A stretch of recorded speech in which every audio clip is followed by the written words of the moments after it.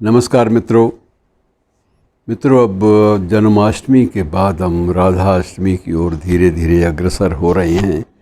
और अब जितनी भी वहाँ पर रौनक है, तैयारियाँ हैं, उन सब तैयारियों को जो उनका रुख जो है, उनकी दिशा जो है, अब वो वृंदावन के स्थान पर बरसाने की ओर उन्मुख होने लगी है। अब बरसाने को सजाया जा रहा है और बरसाना भी एक प्रतीक है मित्रों, प्रतीक। और प्रतीक भी ऐसा कि उसमें आप जगह जगह आपको सिर्फ राधा का नाम मिलेगा। ये बड़ी एक विचित्र विसंगति नहीं है, बल्कि ये सार्थकता यही है कि मथुरा में कोई भी राधे का नाम नहीं लेता, सिर्फ कृष्ण। और ब्रजभूमि में जाते ही सिर्फ केवल राधा का नाम ही लिया जाता है। और बरसाने में तो पूरा एक वर्चस्व ही उसका है, राधा का वर्चस्व है। और वहाँ केवल जो संबोधन है, पारस्परिक स्नेह संबोधन, वो केवल इसी तरह से होता है कि राधे राधे। रिक्शा वाला भी जब रास्ते में से जाते हुए पैदल लोगों को हटाना चाहता है तो उसके मुख से एक ही बात होती है, राधे राधे, एक तरफ हट जा। मतलब ये कि हर संबोधन राधे राधे से आरंभ होता है।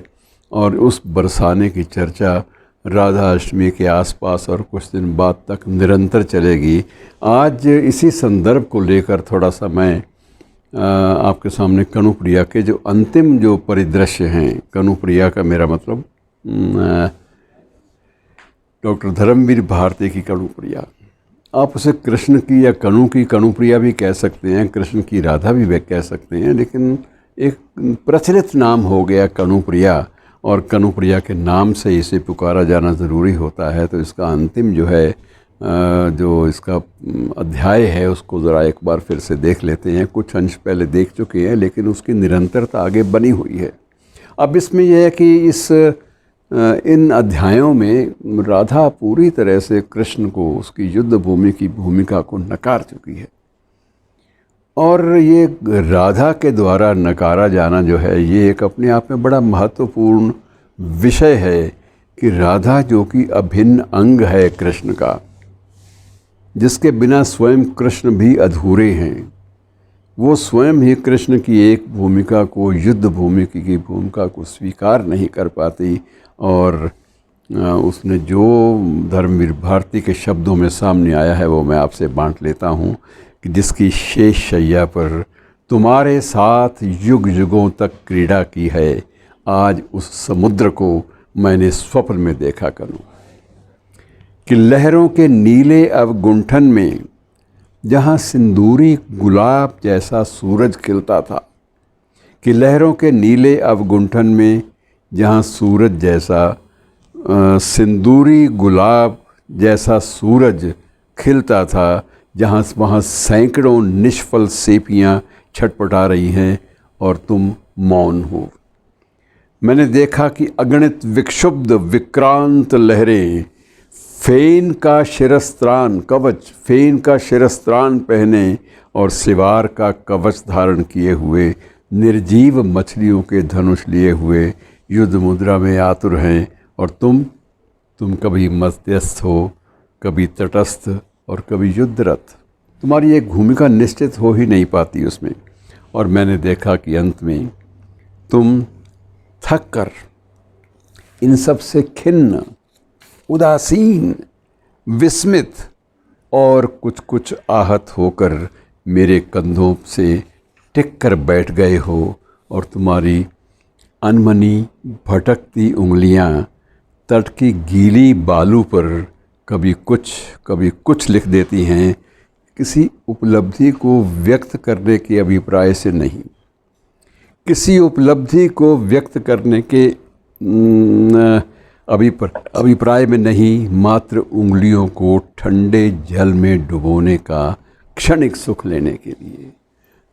अब कान्हा, तेरे पास तो वो क्षणिक लोक सुख जो है, तुम तो उसको भी तरस रहे हो कि तुम्हारी उंगलियां गीली बालू पर कभी कुछ लिख देती हैं, किसी अभिव्यक्ति, किसी उपलब्धि को व्यक्त करने के अभिप्राय से नहीं, मात्र उंगलियों को ठंडे जल में डुबोने का क्षणिक सुख लेने के लिए।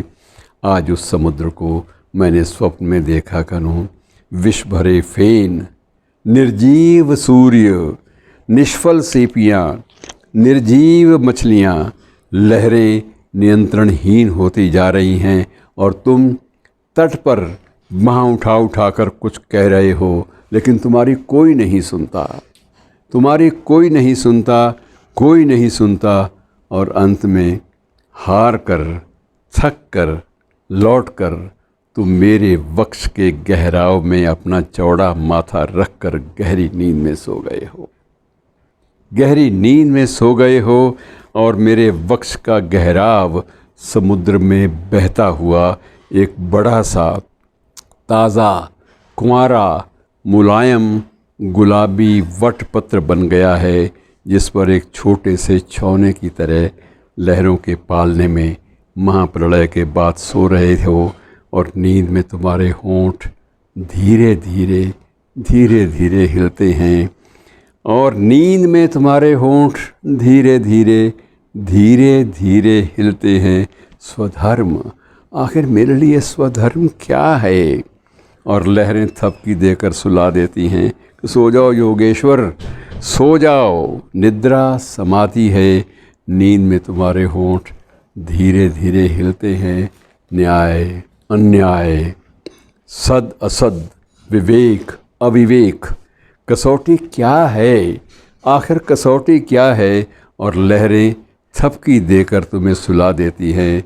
सो जाओ योगेश्वर, जागरण स्वप्न है, छलना है, मिथ्या है, सो जाओ। तुम्हारे माथे पर पसीना झलक आया है और तुम्हारे होंठ धीरे धीरे कांप रहे हैं, और तुम्हें कोई कसौटी नहीं मिलती, और तुम्हें कोई कसौटी नहीं मिलती। और तुम जुए के पासे की तरह निर्णय को फेंक देते हो कि जो मेरे पैताने है वह स्वधर्म, और जो मेरे सिरहाने है वह अधर्म। और ये सुनते ही लहरें घायल सांपों सी लहर लेने लगती हैं, और प्रलय फिर शुरू हो जाती है, और तुम फिर उदास होकर किनारे पर बैठ जाते हो, विषादपूर्ण दृष्टि से शून्य में देखते हुए कहते हो, यदि कहीं उस दिन यदि कहीं उस दिन मेरे पैताने दुर्योधन होता तो, यदि कहीं उस दिन मेरे पैताने दुर्योधन होता तो, आह उस विराट समुद्र के किनारे ओ अर्जुन, मैं भी कितना एक अबोध बालक हूँ। आज मैंने स्वप्न में उस समुद्र को देखा करूँ, तट पर जल देवदारुओं में बार बार कंठ खोलती हवा के गूंगे झकोरे, और बालू पर अपने पग चिन्ह बनाने के करुण प्रयास में बैसाखियों पर चलता हुआ इतिहास, बैसाखियों पर चलता हुआ इतिहास लहरों में तुम्हारे मंत्रों से, तुम्हारे श्लोकों से अभिमंत्रित गांडीव एक गले हुए सिवार सा उतर आया है, और अब तुम तटस्थ हो और उदास कि समुद्र के किनारे नारियल के कुंज हैं, मौन, परिश्रमित, विरक्त।